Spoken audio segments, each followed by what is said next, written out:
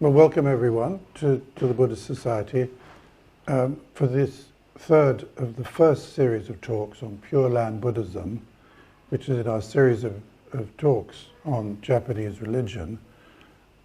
And the next part will be on Zen Buddhism, and following that it'll be on Tendai. And all these so-called separate religions are very closely connected, particularly in the heart of the spirituality within them and the heart of the practice, because it's based on the Buddha's enlightenment, and there's only one way to go with that, and that's to let go of me, myself, and I. But I'm very grateful to have with us tonight Taira Sato, Reverend Professor Taira Sato, Master of Three Wheels Temple. And this is the last of our talks. And in the first two talks we started in the 15th century. We moved into the little bit later in the 18th, 17th century. And now we've got to the 20th century, when we will be talking about a number of, well, particularly D.T. Suzuki and our speaker's relationship with D.T. Suzuki, who he knew very well. And sometimes people forget that Suzuki had a very close affinity for Pure Land, particularly in the latter part of his life. But I won't take up any more of your time. But just to check with you online, can you hear me back online? Everyone happy? If you're not, put your hands up. Good. Okay, well, Taira, thank you so much for coming, and thank you for talking. We'll commence today's proceedings with some chanting, some traditional chanting, and then we'll just go straight on from there.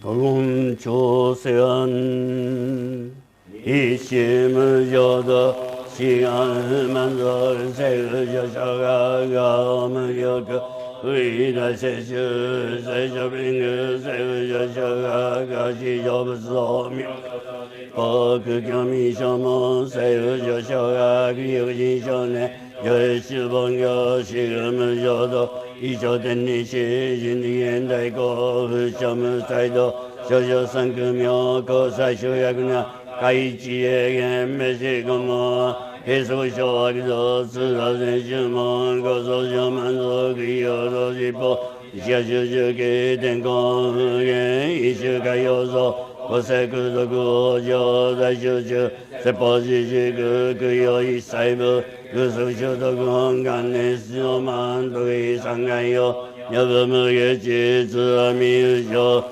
Kuyeri Kijoshi Saisho Son Shiga Nyakoka Daisen Okando Koku Shotenin To Chimmyo Ke Namandabu Namandabu Namandabu Namandabu Namandabu Namandabu Gonnishi Kudoku Myodo Seisai Doho Bodaishin Ojo Andako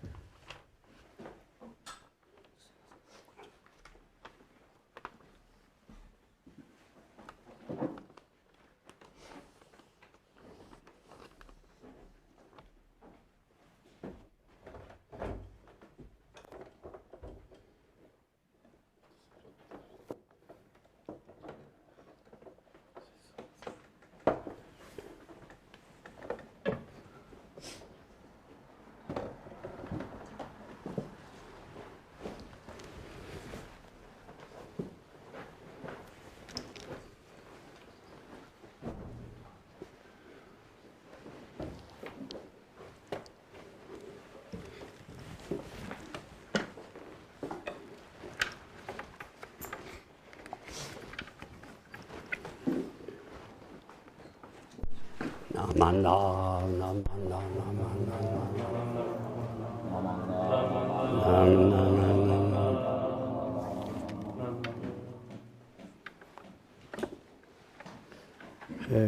of all, I would like to express my deepest gratitude to Desmond, the president of the Buddhist Society, and members of here for organizing this series on Buddhist, Japanese Buddhism, and it was not easy at all.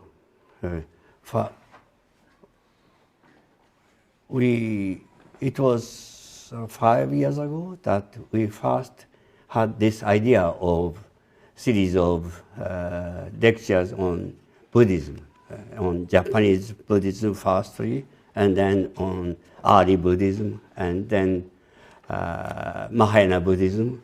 And if this series of talks on Japanese Buddhism is successful, then we can do the other series of talks on Buddhism with the help of BDK, Buddhist Bukkyo Dendo Kyokai.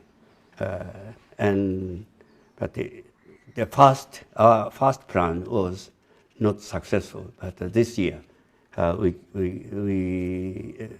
realized this project very successfully, and I would like to express my deep gratitude to all those involved in this project. Thank you very much. Today's talk is about Pure Land Buddhism, and first talk I talked about Amida Buddha's original vow and our faith in awakening to the Amida's original vow. And the second talk, I talked about Nenbutsu, mainly Nenbutsu. Nenbutsu is, usually we think Nenbutsu is some practice by which we try to attain birth in the Pure Land. But in Shin Buddhism, the Nenbutsu is totally the working of Amida Buddha, Buddha's working. That is very important point. So Buddha's working to save all sentient beings is omnipresent, always with us, but we are not aware of it. So, and today I'm talking about this working of Nenbutsu as working of the Buddha was experienced by Shin Buddhist followers, and the good example of the Myōkōnin, the very devout people, and so concrete examples. I'm talking about concrete examples, especially Myōkōnin Asahara Saichi, that this person made a lot of 10,000 poems during the last 18 years of his life. So it's D.T. Suzuki paid very serious, how can I say, big attention to these poems. So I would like to talk about it. So now you see my English is not good enough. So I read out, speaking is not very good. So I prepared my paper. So I read it out. But today's talk is very, very, how can I say, I am happy to give this talk today. And 60 years ago, in March 1964, I went to study Buddhism under Diocese T. Suzuki. At that time, D.T. Suzuki was already a world-renowned Buddhist philosopher of 93 years old, whereas I was a mere student of 24 who simply wanted to learn from him how to live as a human being. I studied Buddhist philosophy under D.T. Suzuki for the last 2.5 years of his life, living with him up until his death, sometimes working in his garden, sometimes reading books in his library, sometimes making copies of his handwritten drafts for publishers' use, or helping him edit his book on Pure Land Buddhism. A question I would constantly turn over in my mind during those days was whether I myself should become a scholar or a priest. Whilst D.T. Suzuki is very famous as a Zen Buddhist, his deep understanding of Pure Land Buddhism is less well known. In order to illustrate D.T. Suzuki's involvement in Pure Land Buddhism for you, I would like to talk a little bit about my initial encounter with him. When I first went to visit him in February 1964, I was taken to D.T. Suzuki's residence by Mr. Masami Ishida, the father of my present master, Venerable Kemmyo Taira, former head priest of Shogyoji Temple. On arrival, D.T. Suzuki talked joyfully with Mr. Ishida about Pure Land Buddhism. Mr. Ishida was a devout. Later he became the president of the Idemitsu oil company, known as Idemitsu. But he himself was a devout Shin Buddhist follower. And the father of, yes. On arrival, D.T. Suzuki joyfully with Mr. Ishida about Pure Land Buddhism for over an hour. And at some point, I told D.T. Suzuki about my wish to study Buddhism under his tutelage. D.T. Suzuki then showed me a notebook written by Saichi Asahara, one of the Shin Buddhist poets, containing a few pages full of Namu Amida Butsu. Namu Amida Butsu, Namu Amida Butsu, Namu Amida Butsu, all Namu Amida Butsu. So few pages filled with Namu Amida Butsu. And then he then told me, because I must have already studied theories of religion and philosophy, all I needed now was to become Namu Amida Butsu itself. In Japanese, Namu Amida Butsu ni natte shimau dake da yo. All you need to become Namu Amida Butsu itself. So I was surprised to have this words from D.T. Suzuki, because I still considered him as a Zen man, not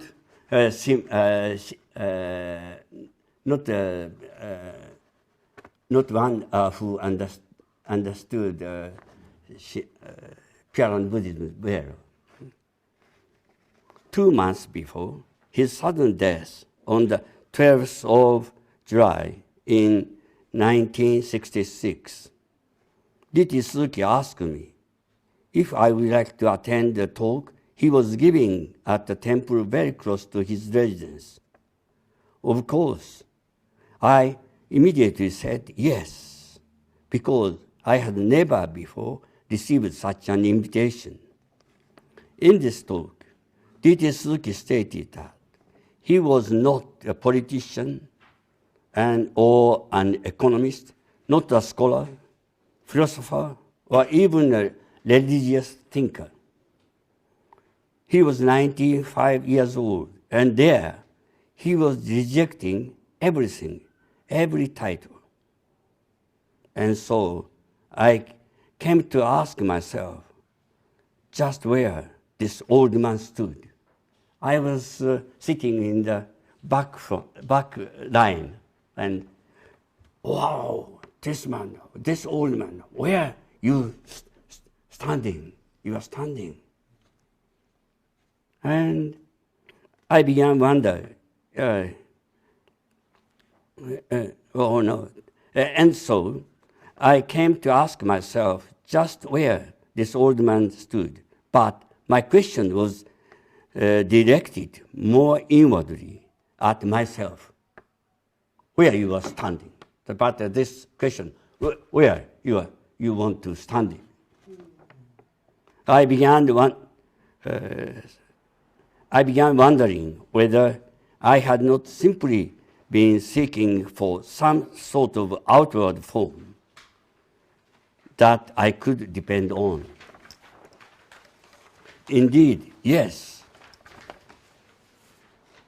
I had. Indeed, yes, I had. When I realized I was wrong, I saw him standing on nothing, absolute nothingness. Whatever that outward form might be, whether that of scholar or priest, what I was seeking was just a title, a worldly position. When I realized this, when I saw there was nothing I could ultimately depend on, I instantly took refuge in Amida Buddha. I found myself calling the Buddha's name, Namu Amida Butsu, Namu Amida Butsu, Namu Amida Butsu, with my whole being. I came Namu Amida Butsu itself. It was a wonderful experience. My questions were answered instantaneously, and I found the shining new world. Next morning, I went to D.T. Suzuki to express my deep-felt gratitude. I found him sitting before a round Japanese charcoal brazier, raking ash with a little rake. He continued to do so as he was listening to me. After I had finished speaking, he suddenly asked me, "What then do you do?" それでどうする? In Japanese. What then do you do? Very Zen-like question. So I answered at once that I was going to become a scholar. I had never expected to say this. D.T. Suzuki was very pleased and encouraging. His question had enabled me to understand that if one did not depend on outward form, then one could take on any form. In other words, if you are not attached to any one particular role, then you can assume any role. Gazing steadily at me, with tears in his eyes, D.T. Suzuki pronounced that I had just started out on a new path. Soon after this, he passed away. Ignoramus that I am, for many decades after D.T. Suzuki's death, I continue to believe that all this had just come about coincidentally.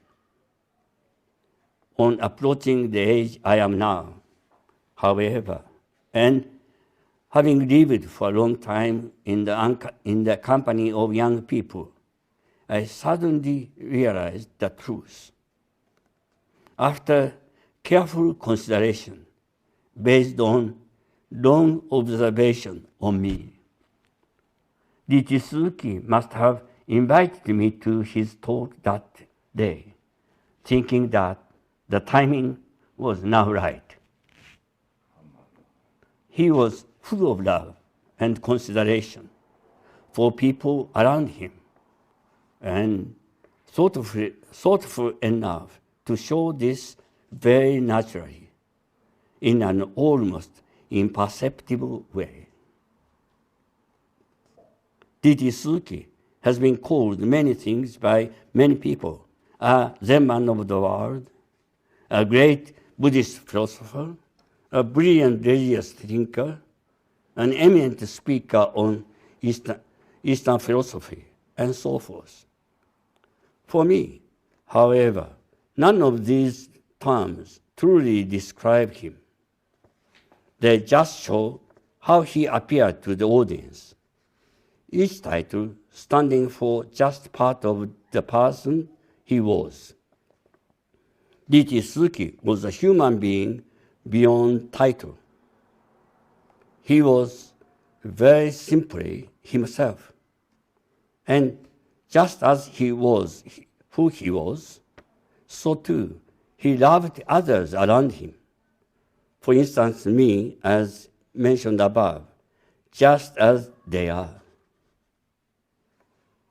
Among all the many aspects of his life, there is at least one important aspect that has not drawn attention from the West, namely, how extremely interested he was in Pure Land Buddhism, especially in Shin Buddhism, Jōdo Shinshū, because his introduction of Zen to the West was so vigorous and impressive. The appreciation he felt from Pure Land philosophy is often overlooked. Living with D.T. Suzuki during his final days, how often I witnessed him enjoying reading Pure Land documents, especially articles by Shinran, the founder of Shin Buddhism, and a large number of poems composed by Saichi Asahara, one of the Shin Buddhist devotees who we call the Myōkōnin. When introducing Japanese spirituality to the West, D.T. Suzuki placed great emphasis on the dynamic figures of Zen tradition. With their enigmatic words, paradoxical stories, and forceful actions, such figures have indeed provided interesting subjects for study, a study aided by the vast collection of Zen literature and mystical writings, and by highly visible profile maintained by the Zen school throughout Japanese history. Japan possesses, however, another deeply spiritual tradition, the tradition of the Myōkōnin, or wondrous good people. It is not any Shin Buddhist scholar, but D.T. Suzuki himself, who first started the study of Myōkōnin and introduced them to his contemporaries, both in the West and the East. Writings in English on the Myōkōnin have been largely confined to a number of articles by D.T. Suzuki, who says, quote, they are distinguished generally by their good-heartedness, unworldliness, piousness, and lastly by their illiteracy. That is, not being learned in the law of their religion, and not being at all argumentative about what they believe. They are not intellectually demonstrative. They go on practicing what they have inwardly experienced. When they express themselves at all, they are unaffected. Their words come directly from their innermost hearts and refers directly to the truth of their faith. Unquote. The simplicity and the illiteracy of the Myōkōnin meant, of course, that they seldom attain positions of religious leadership and rarely left records of their spiritual insight. Even within Shin Buddhism, their position has been largely peripheral. After D.T. Suzuki's introduction of those people, so they became famous, and they became very important in Shin Buddhism. But Myōkōnin has been treated as something peripheral and not in the mainstream. In Zen, such an example, the Bankei Zenji, Master Bankei, was peripheral in the history of Zen Buddhism. But Bankei's writing is wonderful, and D.T. Suzuki has some very keen eye to grasp behind the lines, behind the sentence. He grasped the essence of Bankei's writing, and Bankei became very important. It was rather peripheral, yes. Mm.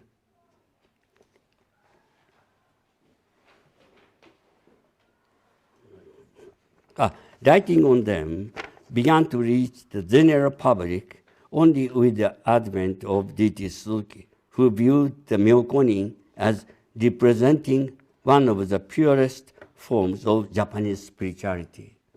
He wrote a book entitled Japanese Spirituality. Most of that book, the content of that book was about Asahara Saichi, Myōkōnin. Biographies and other such works on the Myōkōnin did exist prior to this, however. The Edo period publications, such as the biographies of the Myōkōnin and further biographies of the Myōkōnin, records the words and deeds of such 150 Myōkōnin, men and women alike, who lived during that era. Other biographies appeared later, principally in the form of booklets devoted to particular Myōkōnin, such as the record of Shoma's life as it was, Shoma Ari no Mamanoki. These works were compiled by Shin Buddhist priests on the basis of interviews and secondary reports. They invariably take the form of narratives in the third person, with the compiler's own commentary and interpretation comprising the great part of the text. This makes it hard to achieve any kind of contact with the living personalities of the Myōkōnin themselves. For this reason, the diaries of Saichi Asahara are of particular value, providing, as they do, a record of the spiritual insight of a man deeply immersed in the tradition. Insights set down day after day over a period of 18 years, from the autumn of 1913 until his death in early 1932. Before starting to talk about the content of Saichi Asahara's poems. However, I would like to tell you an interesting little story taken from the record of Shoma's life as it was. This is just so that you can get a slightly fuller picture of these people by learning about another type of Myōkōnin too. While Saichi was a poet, excellent poet, Shoma was a man of action. Saichi has had enormous influence on those interested in Shin Buddhism by virtue of the very spiritual poetic expression he gave to his innermost thoughts and experiences. Shoma, on the other hand, impressed those around him by his saying and actions, all of which proceeded directly from his everyday experience of living his life happily with Amida Buddha. The following is one anecdote from the 83 accounts compiled in the record of Shoma's life as it was. Shoma is believed to have been part-time worker throughout his life. And on the day this story took place, he was working for a temple on a voluntary basis. This is my translation of the story. Article 41. It is Amida-sama who saves you. This article is based on an event that took place while Shoma was staying at Kosho's temple in Kida County in Sanuki province. Out of gratitude for all that had been done for him, Shoma worked very hard for the temple. One day, while he was pounding rice in a stone mortar, his sleeves held up by a straw rope, and his hair knotted in place with lengths of straw, Shoma received a visit from Nenbutsu follower who had traveled all the way from Kanagawa city in Kaga province in order to resolve doubts about rivers in the Pure Land. When the follower begged Shoma to teach him, however, Shoma merely repeated, "I don't know, I don't know." The follower stayed with Shoma for 3 days, continuing to ask questions, but Shoma remained absolutely silent. Eventually, there being nothing else left to do, the man took his leave of the temple and bade Shoma goodbye. He had not gone 3 cho, about 300 meters, from the temple gate, however, before he heard Shoma running after him, shouting, "As to your rivers in the Pure Land, it is Amida-sama that saves you." It could not have been easy for Shoma to remain silent for 3 whole days when visited by such a sincere Dharma friend from a very far-off region. Nevertheless, knowing that words were useless for those who seek after truth, Shoma kept his counsel. At the very last moment, however, after his long silence, Shoma ran after the Dharma friends and shouted, "It is Amida-sama who saves you." This was an outburst of Shoma's love for that person, and at the same time, an expression of Amida Buddha's love for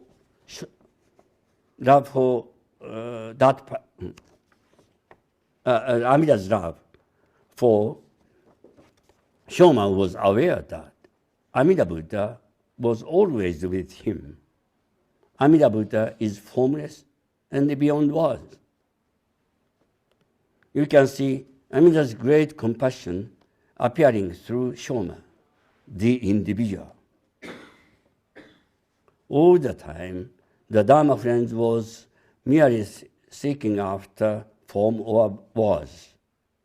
Shoma kept silent, but once the man gave up, Shoma ran after him, shouting, "It is Amida-sama who saves you." The moment of parting was also a moment of true encounter. Through the purity of Shoma's action, his guest was able to encounter the Buddha. It is a beautiful story. How did Shoma become such a wonderful person?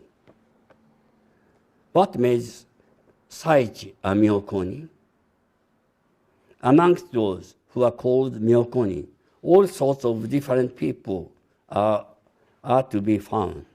Men and women, old and young, educated and uneducated, from all sorts of different professions: farmers, merchants, hunters, carpenters, plasterers, craftsmen, physicians, Buddhist priests, and part-time workers. What binds them together as Myōkōnin is quite simply the purity and depth of their faith. As I see it, the Shin Buddhist faith is characterized by three dominant features. Firstly, faith itself is seen in essence as an awakening both to the third reality of one's karmic existence, at the same time to Amida's unconditional love for all. A love shows no discrimination, all kind, without discrimination. Amida's love, all sentient, saves all sentient beings without discrimination, even the most evil person. Secondly, the Shin Buddhist faith, as an awakening, leads one to take refuge single-mindedly in Amida Buddha. And by this act of entrusting oneself to the Buddha absolutely, one's consciousness is purified of all its karmic attachments. The Sanskrit word prasada, on which Shin Buddhist tradition of faith is based, means purification of the mind or purified mind. Thirdly, Shin Buddhist faith is attained instantaneously or with one's moment of thought. In this respect, Shin Buddhism belongs to the tradition of sudden enlightenment. Zen is also the teaching of sudden enlightenment. There are some schools that teach the gradual enlightenment. Many kalpas, through many kalpas. Yeah. Saichi Asahara was born at Yunotsu, a small village in Shimane Prefecture, toward the end of the Edo period. For some reason, perhaps the influence of his own father, Saikyo, who lived the life of a very poor priest in the same area. Saichi started listening to the Buddha Dharma at some stage of his 20s. Saichi's father, Saikyo, was a very poor priest, not formally ordained, I think, but wearing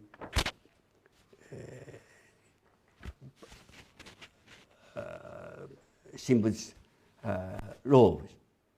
And he made livings by selling flowers he took on the mountainside. And it's very poor. And that his father was beggar, like a beggar priest. But his father's face was also very pure. But he lived such a life. And when Saichi when he was young, he was, how can I say, having such a priest, poor priest, beggar priest, as his father.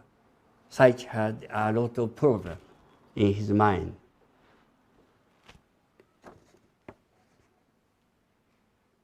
When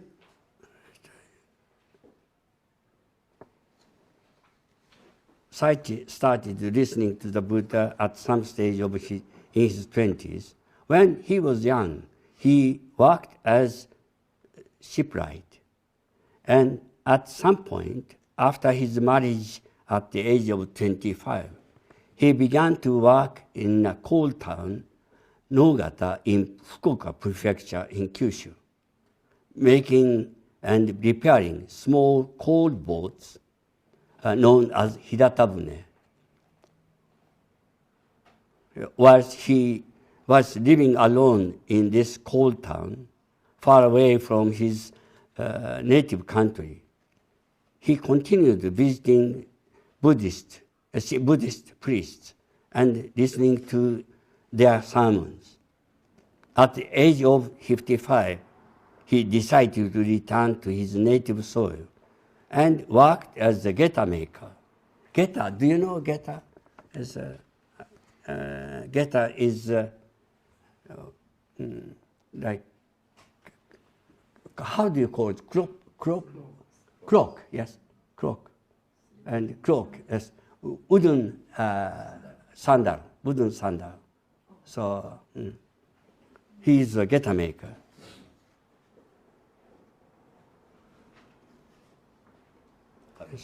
Having taken up a new job, he concentrated his energies on listening with great attention to the Buddha Dharma under the instruction of a very good teacher, Venerable Kemmyo Umeda.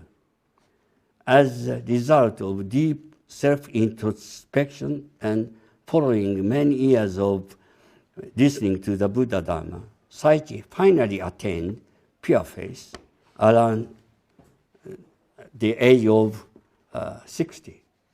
He started listening to the Buddha Dharma, but he attained true faith around 60, in his 60s. As Saichi sat carving his geta day after day, he would note down verses, poems on shavings and scraps of wood.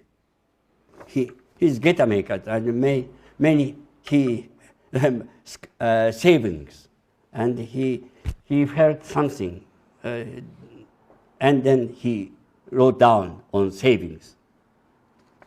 And at night, he put enter those poems into elementary school notebooks.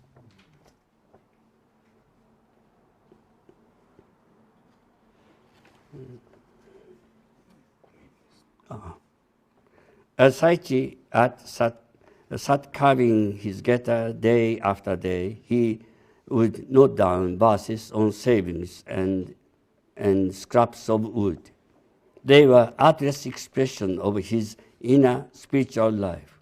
His very lack of erudition made them, if anything, all the more alive and direct. Saichi was composing verses at an average of 2 a day. And as they accumulated, he would copy them into elementary school notebooks. Entered for over period of 18 years, from 1913 to 1932. They estimated to number upward of 10,000, quite a sizable collection. After maybe I am publishing a new book on Shin Buddhism, the Letters by Shinran, but after that I am expected to publish the whole poems by Saichi in Japanese, sorry. But time to time I talk about his poems. When I went to study under D.T. Suzuki, I was so surprised, even though I had read quite a lot of D.T. Suzuki's books, to find quite how much enjoyment he derived in his daily life from reading Pure Land texts, not infrequently the poems of Saichi. It was perhaps because I still thought of D.T. Suzuki primarily as a Zen scholar. One day, Miss Mihoko Okamura, D.T. Suzuki's secretary, told me how much she had enjoyed watching his translation of the Kemmyo Shinshū. When D.T. Suzuki, Kemmyo Shinshū is Shinran's main writing. When D.T. Suzuki was engaged in translating this massive and deeply philosophical work, he was observed from time to time murmuring to himself, "Shinran-san, wakaru zo, wakaru zo." In English, "Shinran-san, I have got it, I have got it." And he was very pleased. With joy, he was translating Shinran Shonin's writing.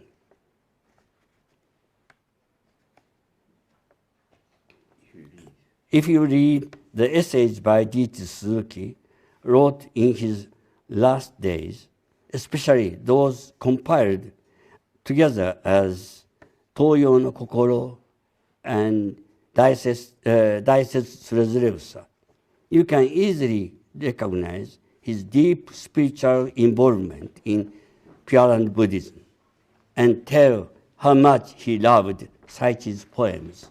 A lot of writings about Saichi's poems.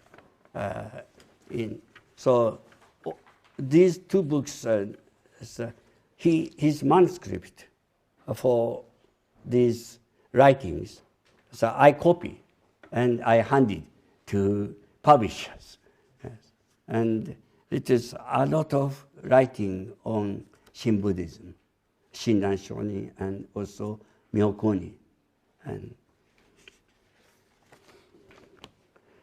it is intriguing to speculate on the exact content of Saichi's first notebook, for it would shed much light on the earliest phase of Saichi's religious transformation.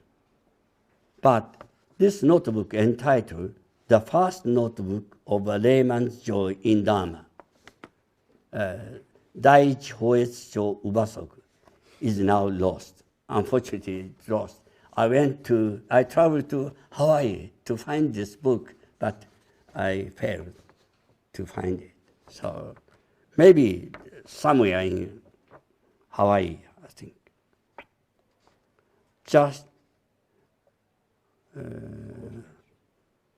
Fortunately, at least some of its contents are known to us through quotations found in a book by Reverend Edatsu Teramoto, talks on old Mr. Saichi Asahara. Judging from these entries, the poems are not as polished as those of Saichi's later years, but they vividly convey to us Saichi's state of mind around that time, that he embarked on his spiritual journey into the world of faith. Amongst the entries, a poem of unusual humility and very long, of which this is one part. numberless the ranks of bad men. Yet all people in the world, my heart is the worst of all. Though I may not have actually said it in words, in my heart, I wish my father dead. I wonder why he didn't die. It's amazing. The earth hasn't yet cracked open under me. This mass of monstrous evil karma. A soulful tone of confession can be detected in these lines. As revealed in another poem, Saichi had accepted Namu Amida Butsu as his father's spiritual bequest and made effort to practice Nenbutsu and saying Namu Amida Butsu or saying Namu Amida Butsu single-mindedly, but had failed to realize that his desire to see his father dead tainted him, however remotely, with the guilt of patricide in mind. For a long time, his reliance on the self, his attachment to self-power, had confined him to the ignorance of an ego-centered world of subjective discrimination, and he had remained unaware of his own profound guilt. Without the light that pierces the shroud of ignorance, he could never have realized that he was this mass of monstrosity bad karma. When and from where did this light issue? It had always been present. The light shining upon Saichi was none other than the Namu Amida Butsu into which he had poured his whole life. The light of the Dharma, the light of other power, penetrated the very core of his existence. Saichi became aware of the monstrous bad karma of one who had wished the death of his father. With this newfound insight into the true nature of his helplessness, Saichi finally realized the futility of his reliance on his own self-power, enabling to absolute compassion of other power to manifest itself. Thus, Saichi's encounter with other power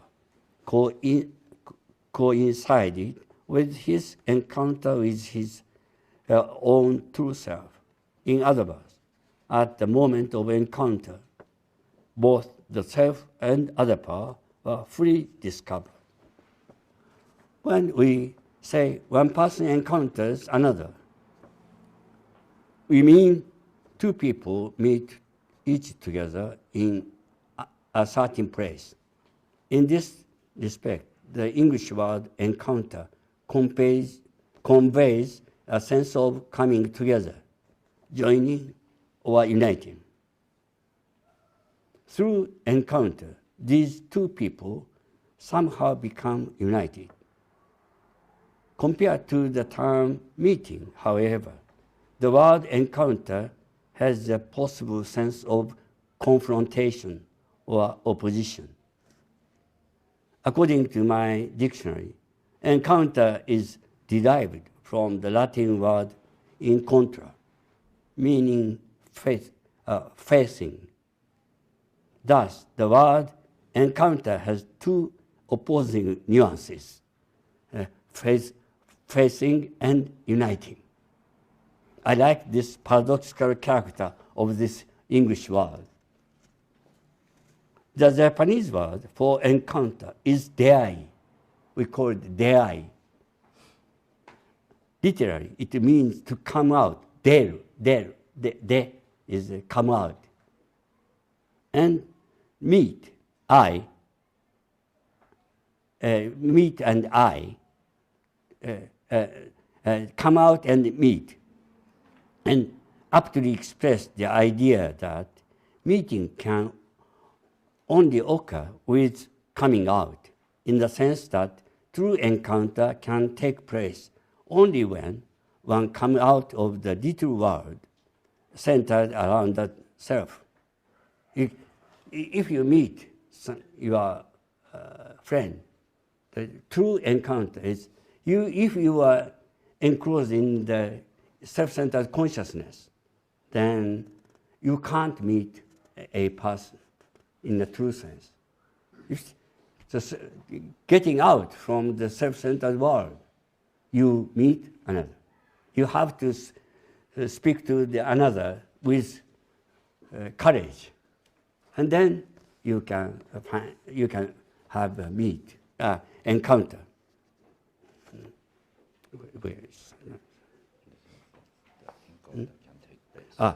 In the sense that true encounter can take place only when one comes out of the little world centered around the self.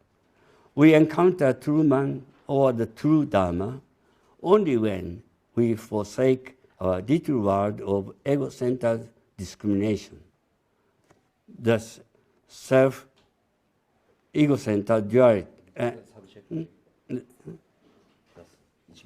Thus, in the true encounter with the self, ego-centered duality is left behind, and the self becomes self as it is.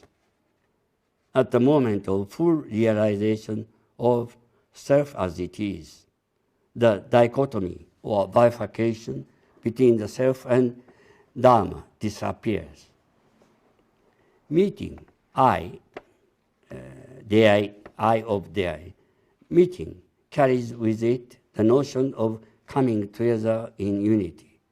At the same time, encounter with the true self is the absolute unification of the self, transcending the duality of ego-centered consciousness. In the encounter of this self with Dharma, the primordial unity of self and Dharma is realized. In this lies the existential realization of the identity of opposite, coincidentia oppositorium, Nicholas Cusanus, and the self-identity of absolute contradiction, 絶対矛盾の自己同一、西田喜太郎, of which philosophers speak. Regarding his experience of other power, attained by his pure experience, entrusting himself to Amida Buddha, Saichi simply states, in other power, there is no self-power, no other power. All around is other power.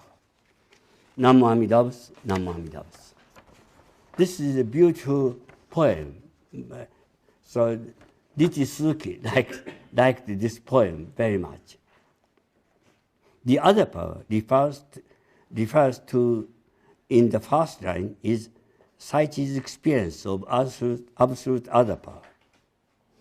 In the second line, he alludes to the relative dualized other power that stand opposed to self-power. The true experience of other power is the experience of other power that transcends our conceptual thinking and in which there is no discrimination between self and other. Someone who is aware of his bad karma and entrusts himself to Amida Buddha absolutely discovers his true self in the midst of other power, as expressed in the third line. All around is other power. Other power, as expressed in this context, is entirely beyond duality and differs from anything you could ever conceive. The whole of the first three lines of the poem could easily have been written by any religious philosopher, for it is just the result of Saichi's reflection on his own religious experience of other power. However, as D.T. Suzuki points out, quote, the essence of the poem lies in the last line, Namu Amida Butsu, Namu Amida Butsu. Having enjoyed giving expression to his own personal experience, Saichi simply returned to Amida Buddha by pronouncing the Nenbutsu, Namu Amida Butsu, Namu Amida Butsu. This is the living other power working through the poet, unquote. That is how D.T. Suzuki explained it. In other words, the whole poem is a wonderful manifestation of Buddha's unconditional love, found working in the everyday life of a devotee. Upon realizing his true nature to be this mass of monstrous bad karma, Saichi entirely sought refuge in other power. Pure faith in the great compassionate heart of Amida awakened within him.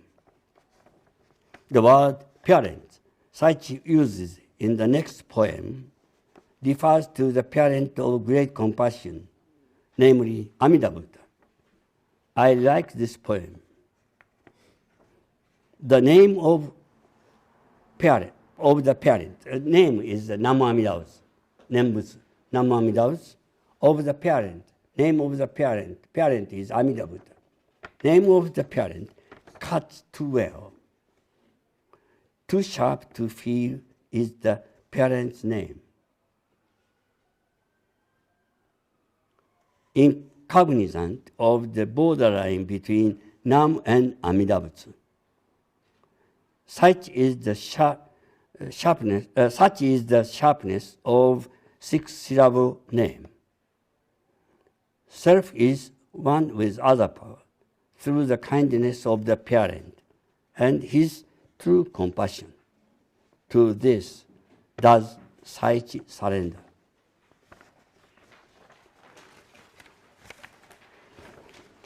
This poem brings to mind a line by Shandao's hymns. Like a keen sword is the name of Amida. With one recitation, all evil is removed. It is like that. Saichi had just heard a sermon on this phrase when he wrote the verse above. Yet, there is in his understanding something unique, profound, and subtle. The keen blade of Namu Amida Butsu cuts so well that one is unaware that the cut has been made. The cut here is between Nam and Amida Butsu. Nam Amida Butsu. Nam and cut is between Nam and Amida Butsu. Namely, one take refuge in an object of this take refuge. Saichi writes, incognizant of the borderline of Nam and Amida Butsu, meaning that these two have been severed with one stroke, Nam the self and Amida Butsu other power, have been cut in two. In this act, what has actually been cut is the discriminating intellect that stood between Nam and Amida, trying to force them together. By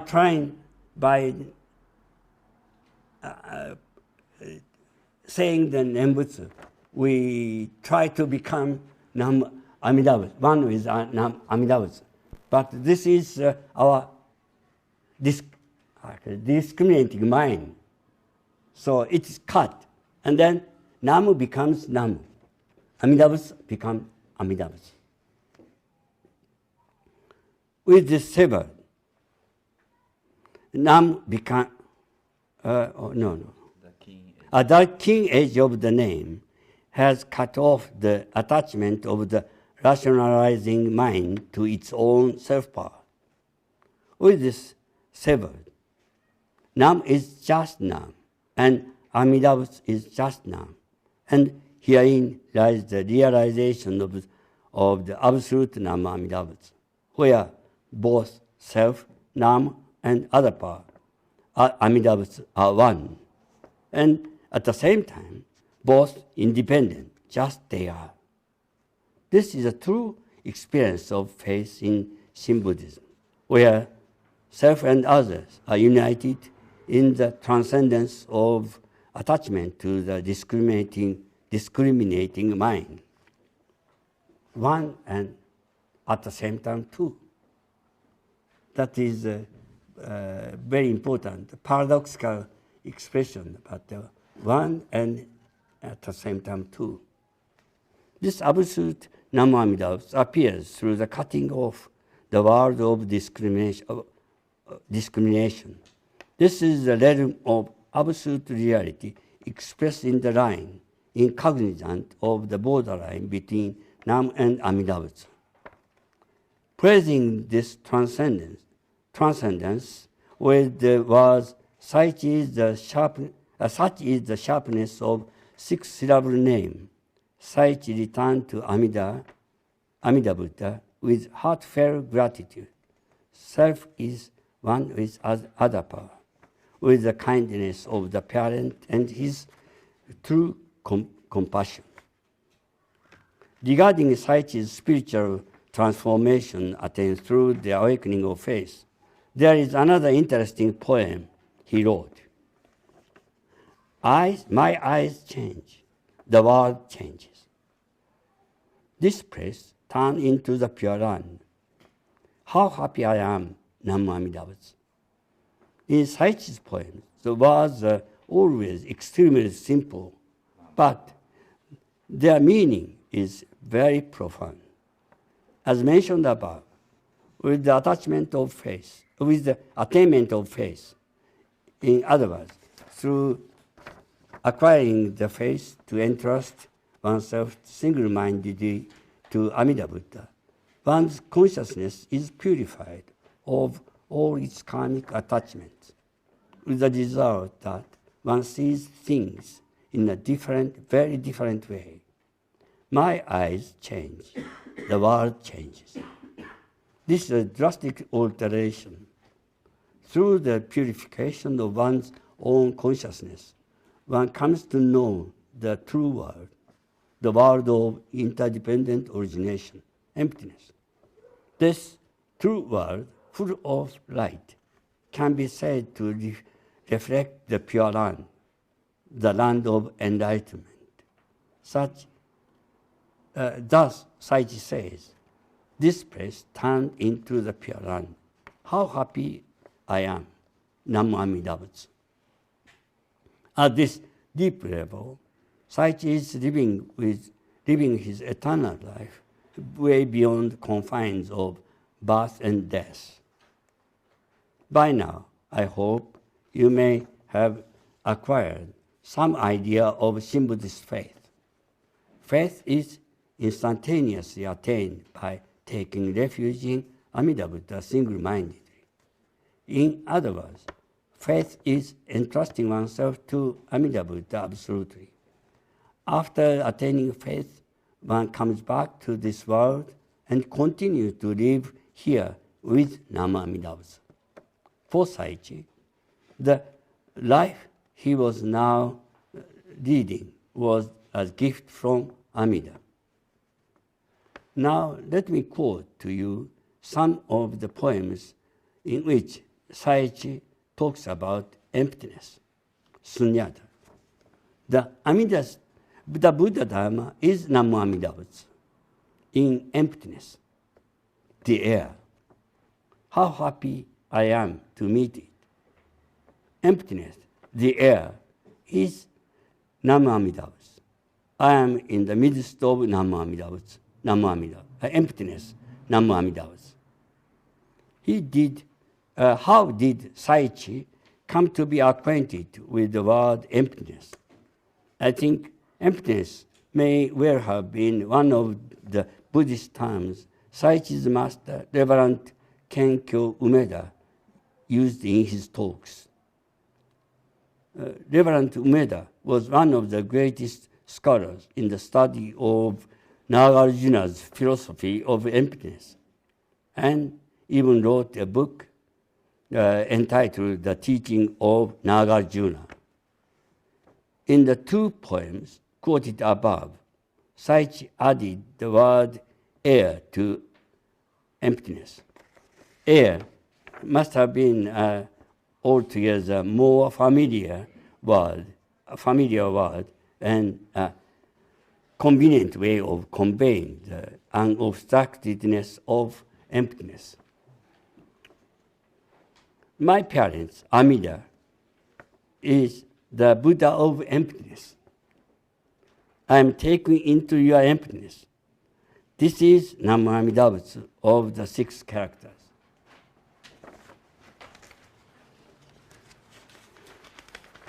I am taken into your emptiness. What a wonderful expression that is. I know of no other people able to give such a beautiful expression to the relationship between emptiness and Namu Amida Butsu. And what Saichi is saying accords perfectly with the content of the Buddhist philosophy of emptiness. Based on his own experience, Saichi declares, my parent Amida is the Buddha of emptiness. According to the commentary on Vasubandhu's treatise on the Pure Land by Tannishō, a Chinese Pure Land patriarch and Madhyamika philosopher, quote, 2 modes are distinguishable in the Dharmakaya, whose manifestations are Buddhas and Bodhisattvas. One mode is the Dharmakaya as Dharma in itself. The other is the Dharmakaya in its manifested form, that is Amida Buddha. The manifested form exists depending on the Dharma in itself, formless truth. Dharma in itself is known by expressing its manifestations. These 2 modes are distinguishable, but are not to be regarded as 2 independent existences.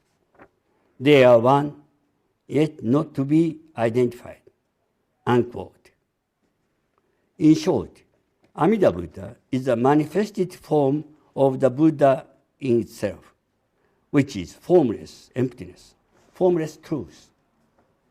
Through the experience of becoming Namu Amida Butsu, Saichi also came to know that my parent Amida is the Buddha of emptiness. That the last line of this poem may sound a little bit strange, but it is a reference to the fact that in Japanese, Namu Amida Butsu is made up of the 6 Chinese characters, Namu Amida Butsu. Another poem. How happy I am. I can't see Namu Amida Butsu with my eyes. Very profound, such a statement. I can't see Namu Amida Butsu with my eyes because it is too vast a gift to see with my eyes. To see emptiness, I have to be embraced in emptiness. Everything is entirely in emptiness. Namu Amida Butsu is not an object to be grasped by our cognitive faculties. In Shin Buddhism, we experience Namu Amida Butsu through the pure act of pronouncing the name with our whole being. Put another way, we come to know Namu Amida Butsu only becoming Namu Amida Butsu itself. That is to say, through the pure faith of taking refuge in Amida Buddha. through Namu Amida Butsu, we are led back to emptiness. Namu Amida Butsu is emptiness. For emptiness is the real source of Namu Amida Butsu. Actually, Namu Amida Butsu is the working of emptiness, the Dharma in itself, formless truth. Emptiness, Namu Amida Butsu, is formless and boundless. Saichi says, to see emptiness, I have to be embraced in emptiness. Only through this passive way of entrusting ourselves to Amida Buddha, to Namu Amida Butsu, the working of emptiness, are we able to experience emptiness. When you are truly born again into emptiness, you will find that emptiness, everything is entirely in emptiness. Nothing has an intrinsic permanent existence. Everything is interdependently related. The emptiness, the Nenbutsu is emptiness. The Buddha's Nenbutsu shines through emptiness. My parent that illuminates my mind is Namu Amida Butsu. And this, so my own master, Venerable Kemmyo Taira, talk about selflessness. It's emptiness. So selflessness is the experience of emptiness. Emptiness is, as you know, refers to interdependent origination. Everything is interdependently related. And that's the absolute truth. And if your karmic consciousness is purified at the moment of entrusting yourself to Amida Buddha, then you become selfless. The self-centered consciousness collapses, and there appears selflessness or emptiness. The Namu Amida Butsu is emptiness. Amida's Nenbutsu shines through emptiness. My parent that illuminates my mind is Namu Amida Butsu. In this poem, Saichi uses the expression of Buddha's Nenbutsu because he is aware that the Nenbutsu he pronounces is a manifestation of Amida's unconditional love for all sentient beings. Saichi's reciting the Nenbutsu is at the same time the working of the Buddha, manifesting itself through the individual, Saichi. In Namu Amida Butsu, there is no distinction between the world, me, and emptiness. This is the oneness of Namu Amida Butsu. For Saichi, Namu Amida Butsu represents the Buddha Dharma in its entirety. In Namu Amida Butsu, there is no discrimination between the world, me, and emptiness. Through this, his attainment of the Shin Buddhist faith, Saichi must have grasped the profound meaning of the famous phrase from the Heart Sutra: form is emptiness, and emptiness is form. Form stands for the world of illusion. Emptiness stands for the world of truth. They are not one, and yet they are not two either. All my friends, it is extremely generous of Namu Amida Butsu-san to make me become a Buddha. All the world and emptiness belong to the Buddha, and this bad person, Saichi, is included in it. That is Namu Amida Butsu. Saichi's way of personifying Namu Amida Butsu as Namu Amida Butsu-san, adding this respect was san to the end of the phrase, is intriguing. revealing as it does how extraordinarily familiar he felt toward the word Namu Amida Butsu. For Saichi, Namu Amida Butsu was the bedrock of his entire life, as he was always aware of himself as a bad person. He experienced in this poem his heartfelt gratitude for the fact that this bad person, Saichi, was included in it. In this world where there is emptiness, my mind is the mind of world. Namu Amida Butsu are the words that emptiness speaks. This is, in this world, there is emptiness. My mind is the mind of the world.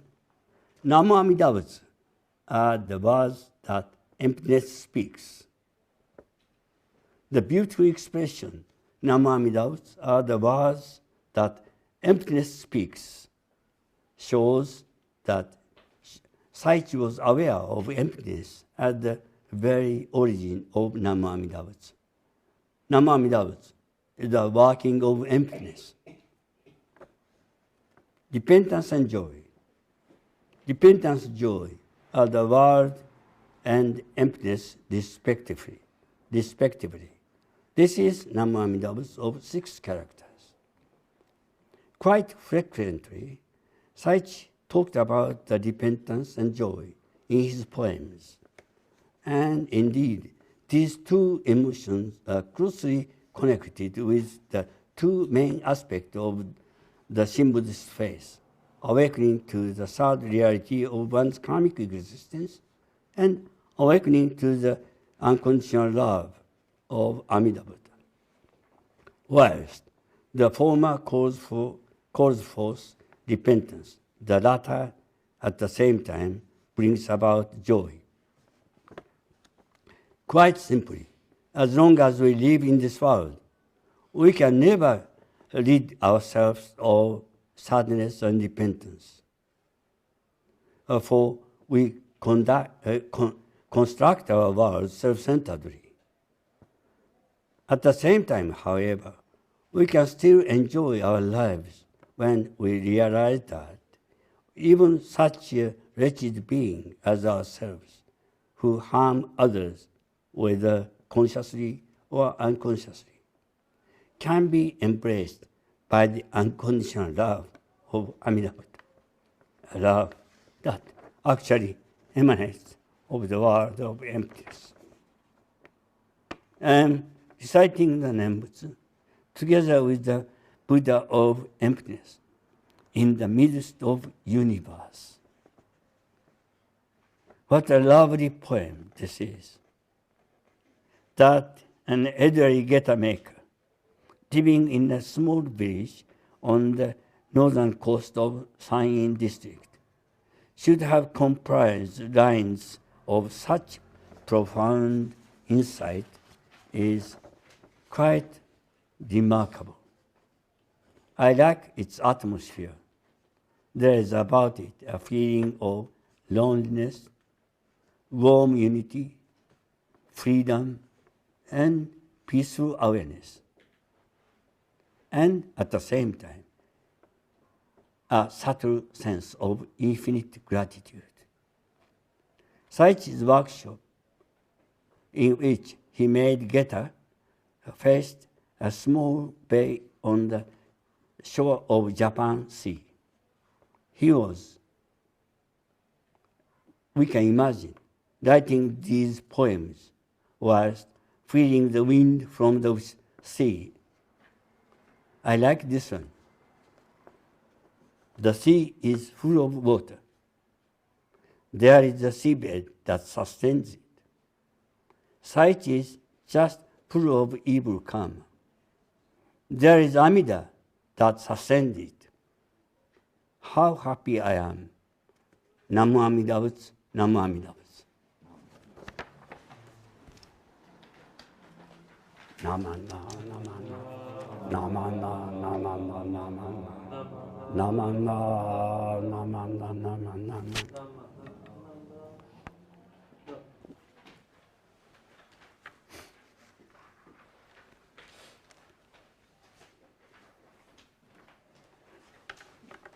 Desmond, I have finished 3 talks and cooperation. That's a lovely talk, Taira. Thank you very much Thank you. indeed. Beautiful talk. Have we any questions from the floor, or indeed from anyone online?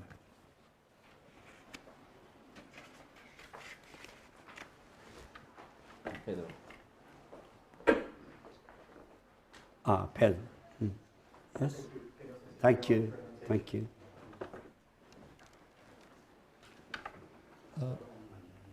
Right.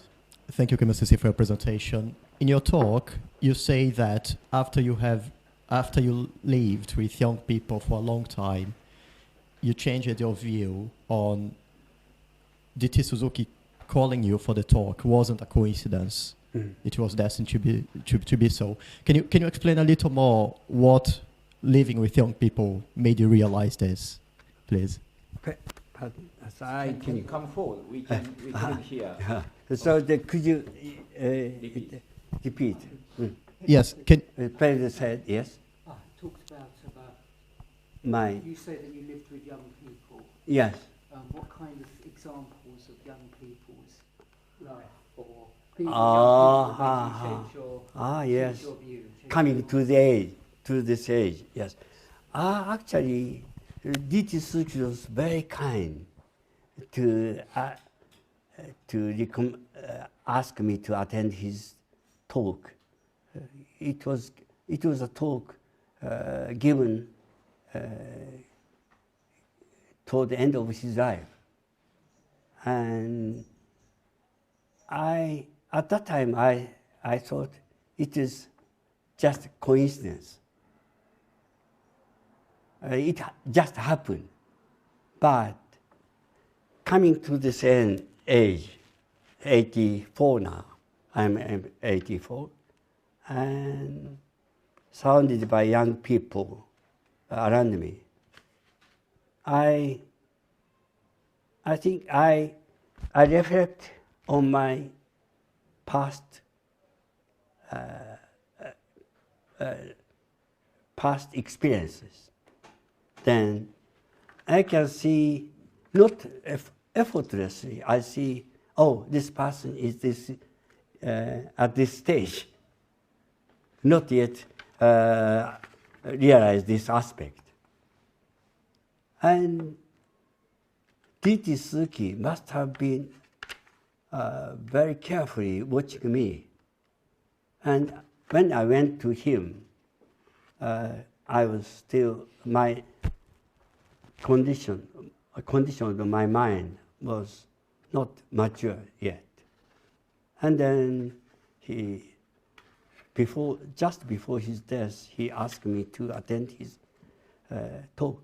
And he said, I don't know, I am not a politician or economist, philosopher, not religious thinker. And he said, teacher, educationist. Educationist is the right word? Not educationist. And I was very much surprised to see, and I asked myself, and I had such experience. And Pedro asked me some experience in my life about other people.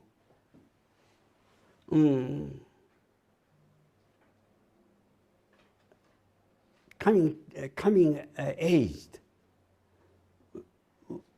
we can see other people's condition much clearer than younger days, my younger days. So, and realizing this, I felt DT Suzuki must have been watching me very carefully.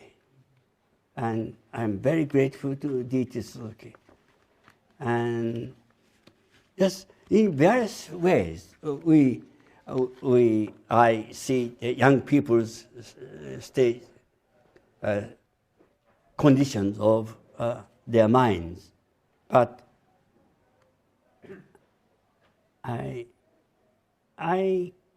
am not a person who can criticize those young people directly. I'm just silent watching. And if any good chance, I tell them.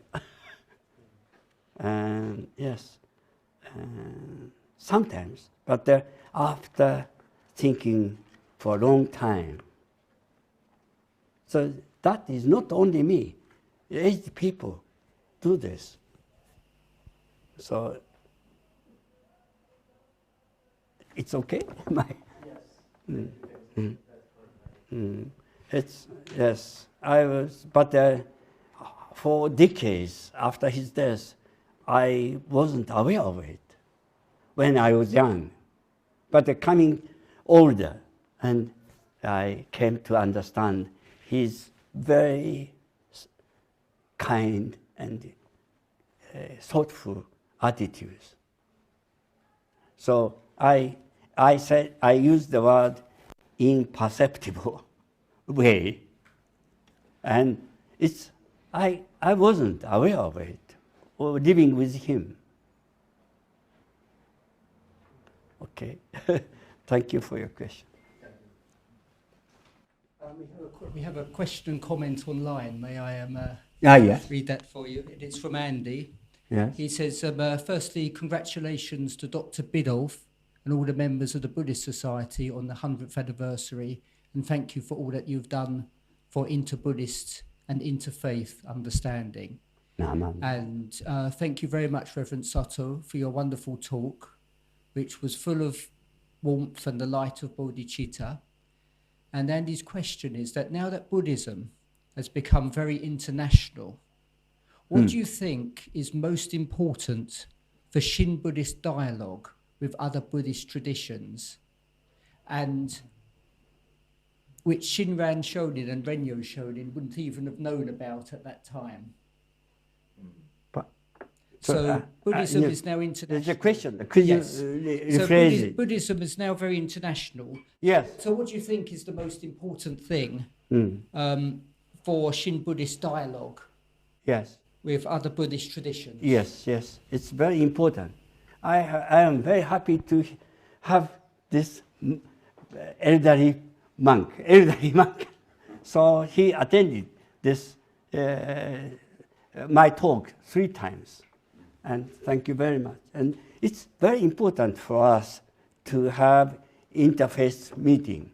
So the interfaith meetings, not only with Christianity or Islam, Muslim, but between Buddhist denominations. And I have a good friend,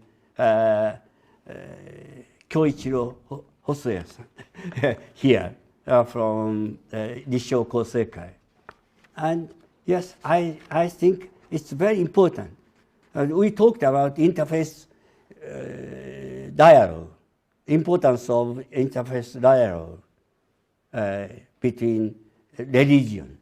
But more importantly, we have interfaith dialogue between Buddhist denominations. That is extremely important.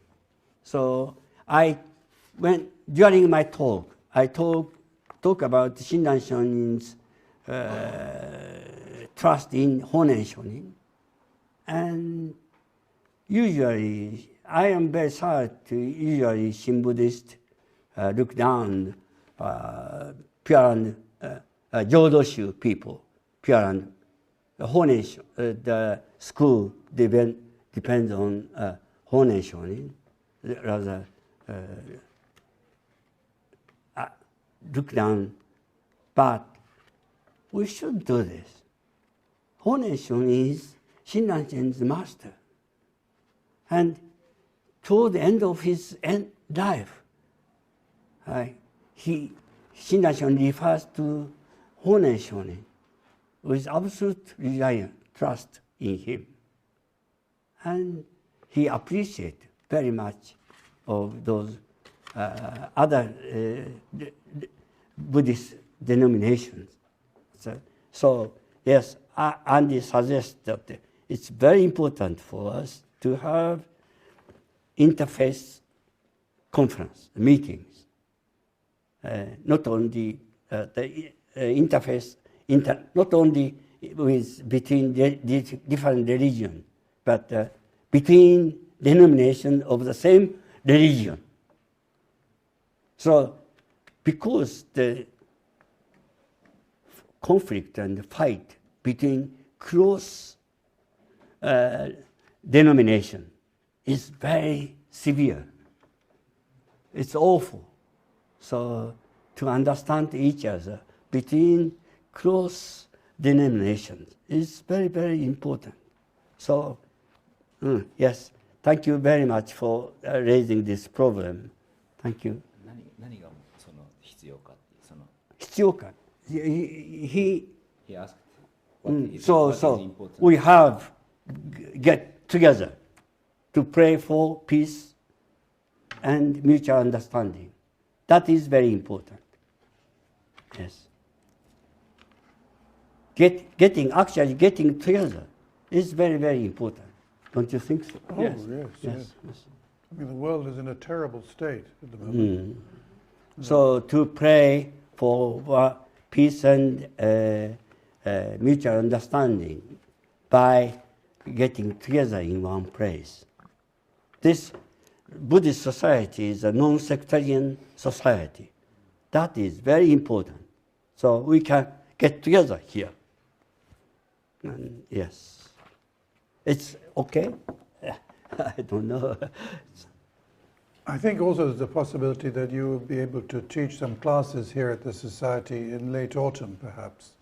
Yes. Is that right? I am thinking about it, but Yes. unfortunately, I'll be away in autumn to Japan. Yes, but in late. Yes, later. Yes, late autumn. definitely I do it. Yes. Very important. I mean, I think one of the things about the Dharma is it teaches one that all human beings have the same drives, the same negative feelings, the same joys, the same happiness. And really, when you practice, it's very difficult to take up arms against someone else. Because they're just like yourself, And that's an important thing to learn. Yes. Someone is raising a hand.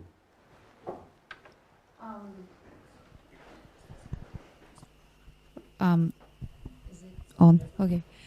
I wanted to ask a question that may seem a bit simple.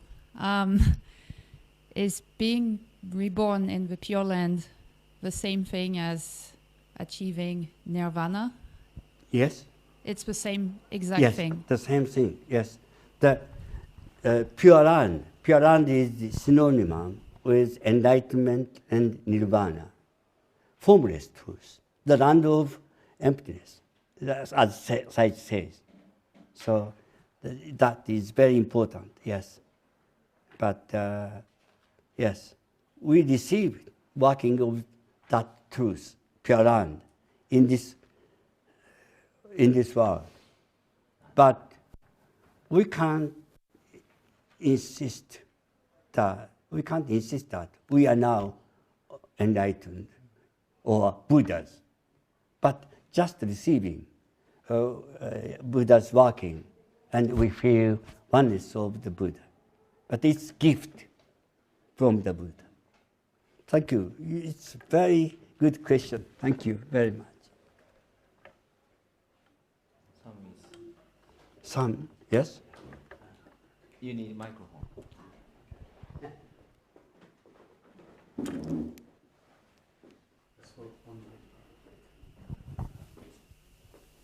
It's on? For online people. Okay. Firstly, thank you, Reverend Sato, for your wonderful talk. On page 10, if I could just quote, it said, the keen blade of Namu Amida Butsu cuts so well that one is unsure that a cut has been made. The cut here is between Namu and Amida Butsu, namely one who takes refuge and the object of this taking. am I right in thinking that when I say Namu Amida Butsu, when I say Namu, I'm saying I take refuge. And Amida Butsu is Amida Buddha saying, come to me, come to me. And the thing that the cut, as it were, is my discriminating mind, which prevents that from happening. Yeah. Is that what you're saying? Yes. So, yes, because discriminating mind. So we try to make two together, but it's not successful at all.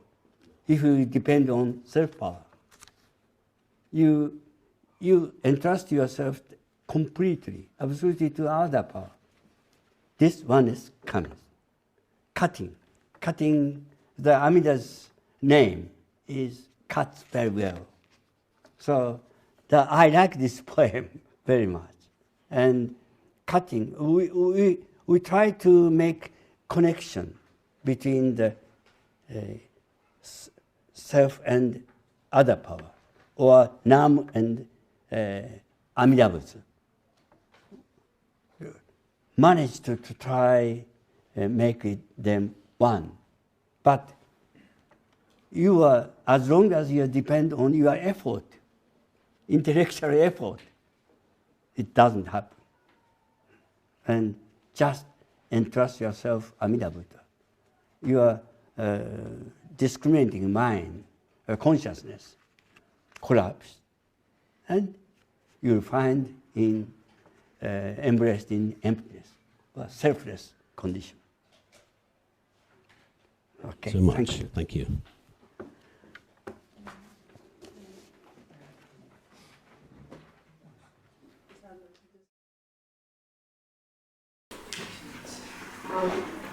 First of all, thank you so much, Kemmyo-san. You Sorry. First of all, thank you so much, Kemmyo-san, and Trivials, and Kenshin-san, and all my friends at the Trivials and at the Buddhist Society. Thank you so much. First of all, Adam Lawrence, my son from Nagoya, would like to pass on the heartfelt gratitude toward the Trivials for looking after his mother. That's what he says. So tonight I'm going to express that. Thank you. And it's page 14, as I was going through this, as my son Abhishek, who passed away in November in 2023. So as a mother, grieving mother, I felt guilty of not being able to be there or help, even though I did. So here it reads about the awakening to the sad reality of one karmic existence and awakening to the unconditional love of Amida Buddha. So I am realizing that understanding of that my own guilt and my own shortcoming, that realization that itself is the working of Amida's, and I'm being close to Amida. That's what I understood. Please correct me if I am wrong. Yes. Could you interpret? What is the point? The point is the conflict between the two. I feel close to Amida by reciting Namo Amida Butsu. Yes. I feel immense compassion, and through other power in Trivials in the Sangha as well. Yes. At the same time, as a mother, I am aware of my sad karmic existence. Yes. So being aware, I understood that being aware of that is the working of Amida. So I am aware of that. Yes. That's fine. Yes. I think so. Yes. And the denomination says that you shouldn't adhere to the consciousness, awareness of your consciousness of guilt or sin. So you shouldn't attach to it too much. Yes. Okay? That is just entrust yourself, whole your being. You are aware of yourself, bad mother, for example. but don't stick to that consciousness. And just entrust yourself, whole being, with good, including good and evil, everything to Amida Buddha. Yes, come out of the little world. Yes. Thank you for, and I very much appreciate your very sincere attitude to the Dharma. Thank you. So one more question online, if I may. Okay. This is from Reverend David Quirk Thornton. Yes. And David says, "Thank you for a truly wonderful talk." And then he quotes Saichi's poem on page 10. Page 10. Where Saichi writes, "My eyes change, the world changes." And he asks, is this a benefit of Shinjin in this life? Yes. And he said, living with peace of heart in trusting in the Amida Buddha. Yes. You are right, David. Yes. It is benefit we receive living in this world. Our way of seeing things change. But it doesn't last very long. We have blind passion and attachment. So our way of living is, I can say, mixed with our bad consciousness. But once you entrust yourself to Amida Buddha, that is the foundation of your life after attaining of faith. Then you can go back to that foundation when you need to do so. Okay. So it's yes.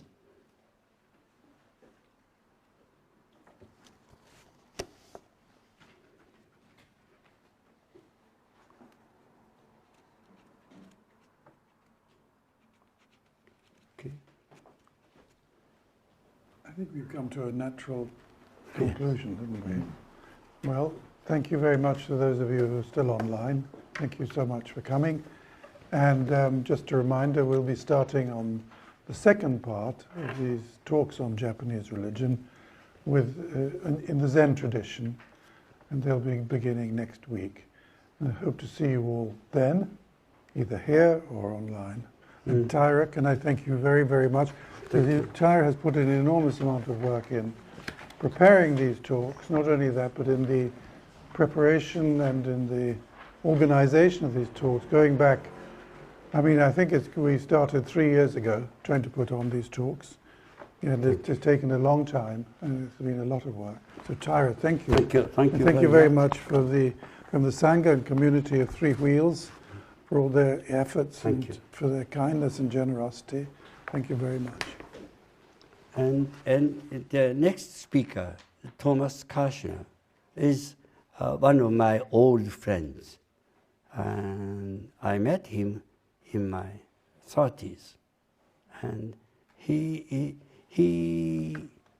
practices Zen meditation, in monasteries, Zen monasteries for a long time, maybe about 20 years.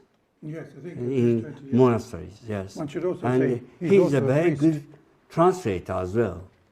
I translated many articles together with him, D.T. Suzuki's dialogue and D.T. Suzuki's writing, and he is a person who can translate the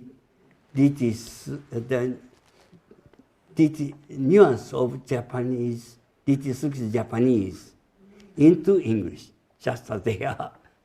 It's an excellent translator as well. And you can expect a lot from him. Thank you. Thank you very much. I should also say he's a priest still. He looks after a very beautiful temple in Kyoto. Tenryūji. Absolutely beautiful temple. The other thing is he's done some quite, for those who are interested in Zen, who will be attending the next talks, he's written a very interesting book, scholarly book, Entangling Vines. It was a translation of a koan collection. Yeah, yes. He also worked on the record of Rinzai. Well, that's another story, and perhaps we can talk about that a little bit next year. But anyway, he is a wonderful person. He's deeply immersed in the Buddhist life, and I think together with Pure Land and Zen, we begin to get a really strong feeling of what the kind of heart of Japanese religion. So thank you again, Taira, for all your hard work. Thank you. Nama.